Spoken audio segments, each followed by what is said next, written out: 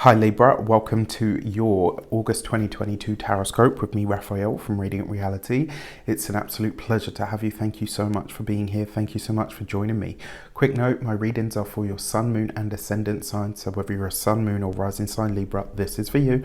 And I always advise that you watch all three to get a clearer, more complete picture of how they're going to speak to you.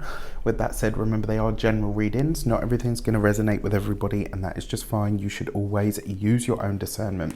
Before we start, as always, I would like to bless my decks of cards with all forms of love, light, peace, prosperity and abundance. I pray that the messages that come through are ultimately clear and concise, and they help you on your path to your highest vibrational good. So for your actions and interactions with the world at large, your jumping card, you have the Two of Cups. Now, they're obviously all upside down. So you've got the Two of Cups, right? And this is for your actions and interactions with the world at large. Now, the beauty of this is it suggests that you realize, or you're doing what Libras do best. You're connecting, you're collaborating, you're working with other people. Remember, the Two of Cups is very much a partnership card. Outside of its usual or traditional meanings, this can be a card that glues things or people together. And because you've got this next to the Fool card, that's like a new connection, a new collaboration, maybe even for some of you, a new partnership. It suggests that your social circle, your interpersonal connections, maybe even your professional connections are going through a massive upheaval at this moment in time. And a lot of it over the course of this month is going to be consciously led. So this is something that you're choosing to do, as opposed to something that's just happening to you and you're a passive sort of experiencer of events. It's not that. Like, this is you being an active participant in forming and forging connections, but more importantly in finding new ones. And it does look like there are new connections being forged this month, so this could be really nice for you. As an actions and options card, the Two of Cups also suggests that you're going to be fiercely defensive or protective over your your relationships this month. And why wouldn't you be? Ultimately, they're a big part of our lives, so it makes total sense. Now then you've got the Fool card for your communications and conversation. So the work sphere, there's definitely a change here. There's a shift. For some of you, this could be new jobs. For those of you that are in business or have a personal business, this could be new collaborations that are being forged or being formed. It could be new projects, new vocations and new ideas that are coming in for you. And for some of you as well, this could be that you're going in very different, very new directions to what you're used to, or to what is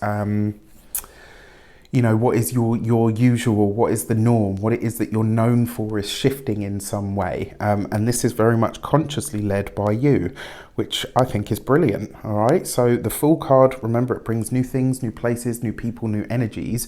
But more importantly, it tends to bring us I don't want to say just a different perspective, because the Fool card, yes, it isn't a moment of destiny that happens to us, but it's also, it's destiny in motion, if you like. And there's a feeling about this that really I kind of get the feeling that it's more consciously led rather than it's just something that's happening to you.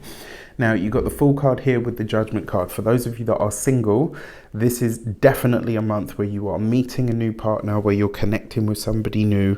And this is likely to be somebody that really changes your world, or maybe even changes your perspective. Remember, the Judgment card itself brings huge changes. For some of you, this could be a reconnection with a past lover. It is very possible, because the Judgment card also means it's a grand blast from the past in some way. But that being said, because you've got this coupled with the Fool card, I would give yourself a minute to consider. So if you meet somebody and you think, oh wow, you know what, this person reminds me of that guy or that girl or that person that I dated however long ago, while there might be an echo of this, it's not the same person.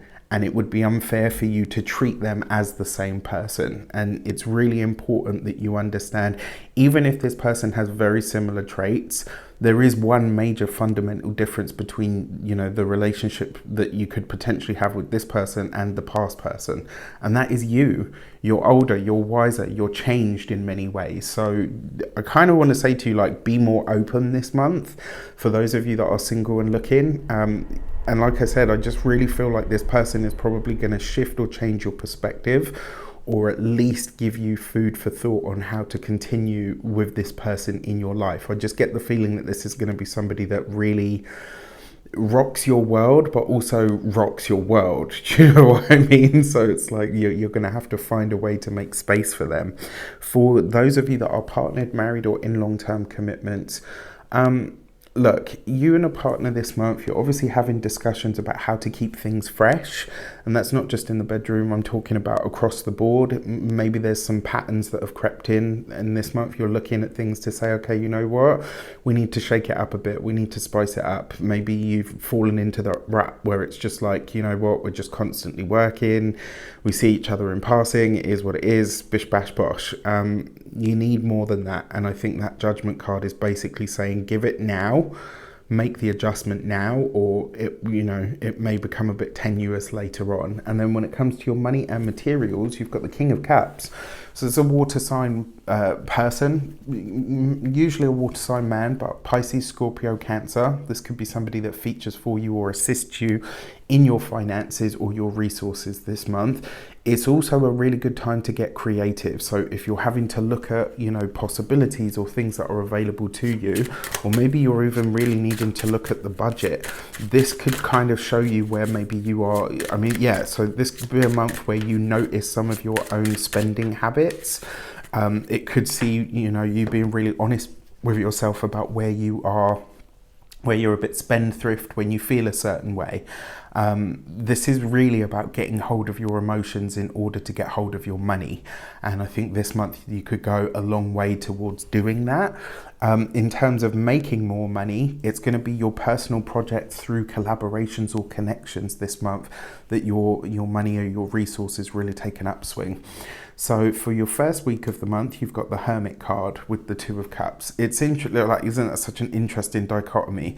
Because you've got like literally a card that represents togetherness and connection with the card that represents taking time out and being alone.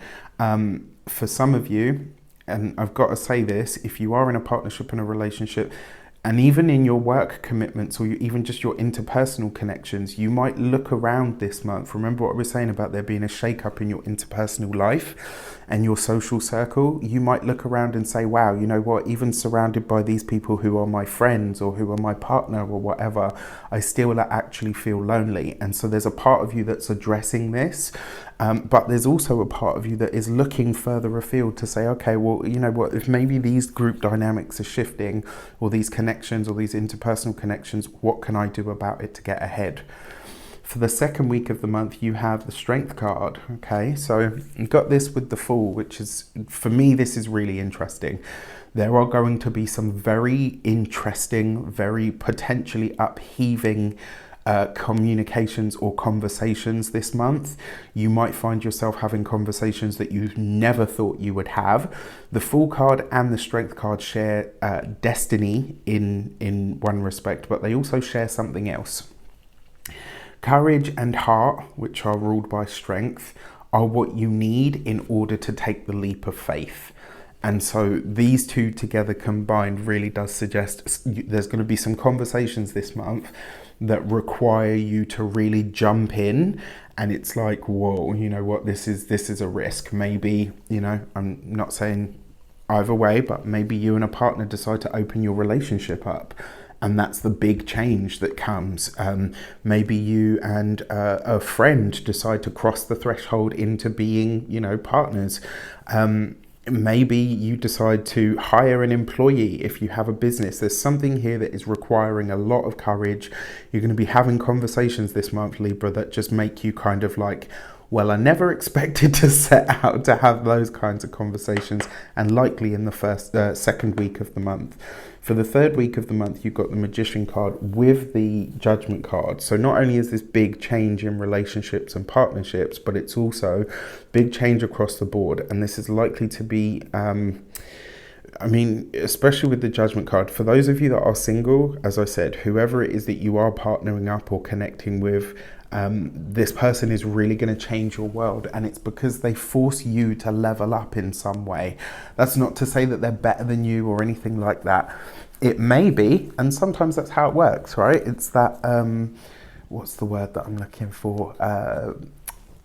Not camaraderie, but positive competition. I really feel like this person's going to push you, and maybe as well for some of you, if you've been slacking, or maybe you've been saying you were going to go back to school, or you've been saying you were going to go back to the gym, or whatever it might be. This person pushes you to do so, and it's the same for those of you that are partnered or married. It's like your significant other is kind of pushing you or goading you, but in the right way, to say, hey, look, you said you were going to do this, and now you've got to be about it. For your 4th week of the month, you have the Star card with the King of Cups. That's actually a really nice pairing. Money looks good, resources look good. This is definitely you, like this month though, you're, especially in this last week of the month, you're going to be paying a lot of attention to your resources and your finances. Some of you may be dipping into the crypto world. Again, not advice either which way. What I like about it though is it suggests that you are really setting into motion plans for your ooh, okay, and they've just jumped straight out. Plans for your financial future, and really looking at the long term of it as well. So your new moon in the sign of Virgo. For you have the gate 44 and scenting. So this new moon in Virgo on the 27th of August, I believe, is going to really highlight to you or point something out to you around your instincts. And it's really important that you trust them. That's why, scenting, it's a dog. They say there's nothing stronger than the dog's sense of smell. And it really is true. So this is something that you need to be very mindful of. Like, your instincts will be telling you something around that new moon. I can't tell you what. All I can tell you is that you should trust them.